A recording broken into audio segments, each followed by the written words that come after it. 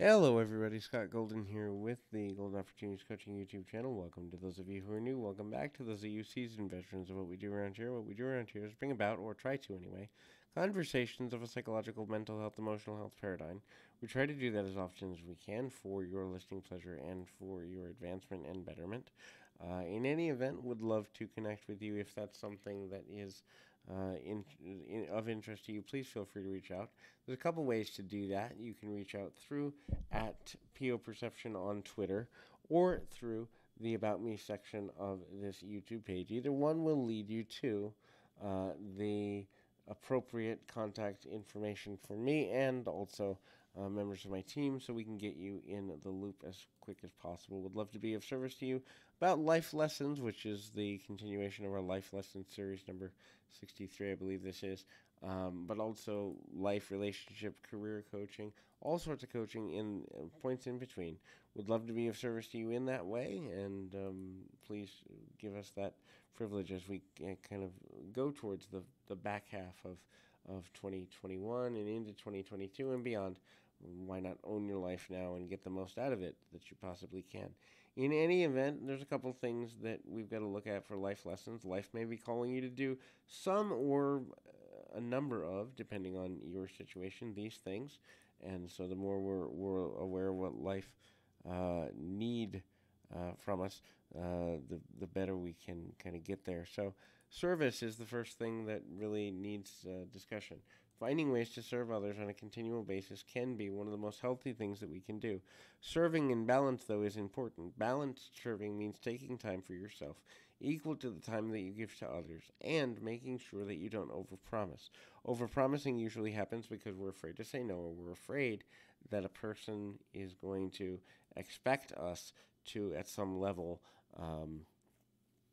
continue doing something that we promised to do that we can't. But overpromising happens because we don't really think about the amount of time that we need to recover from something we've agreed to do. So it doesn't necessarily mean we're a bad person if we overpromise, but the habit of overpromising can obviously lead to physical, emotional, mental, and spiritual sickness in any number of ways. So keeping that balance is one of the most important things we can do going forward. The next thing to consider is the possibility that the need for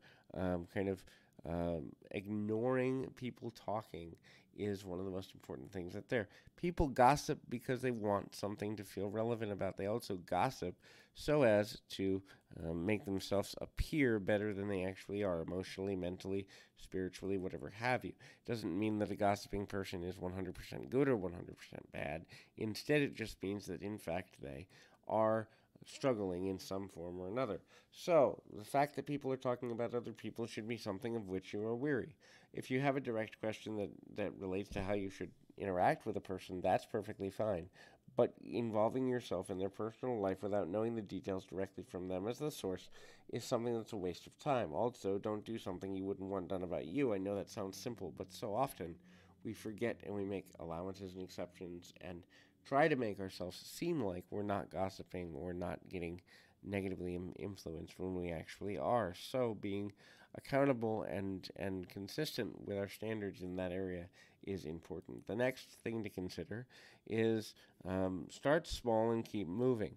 Be willing to kind of be more interested in progress than you are in the destination of what you're trying to accomplish. That doesn't mean that we can't have big goals or medium sized goals or consistent goals, but the fact of the matter is, when you have goals that are useful but you don't necessarily follow through on them or get them where you want to be, you are going to lose something in the end.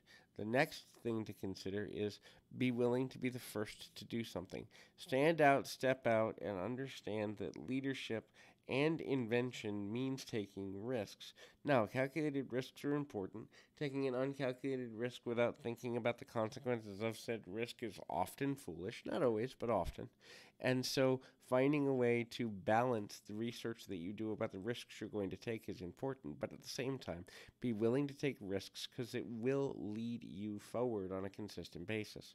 Love. Give and receive love as often as you can, realizing that the way that you love is important, the quality of love that you give is important, and understanding the value of what you're trying to accomplish in a larger framework is one of the most important and valuable things you can do.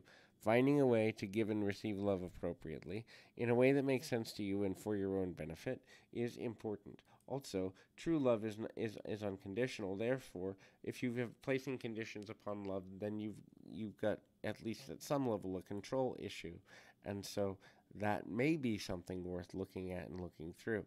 The next thing to consider is the um, value of success. So the idea that success in itself is and was and can be important is valuable. When you begin to understand that your definition of success will also uh, directly correlate to how successful you are, and being willing to change your definition of success is a pretty consistent need for many people, you'll be able to accomplish more in the long run. Your definition of success could be around family, it could be around relationships, it could be around finances, it could be around any number of things, but knowing what your definition of success is one of the most important things you can do for your quality of life. Till next time, keep your feet on the ground, your mind in the moment. Till next time, everybody.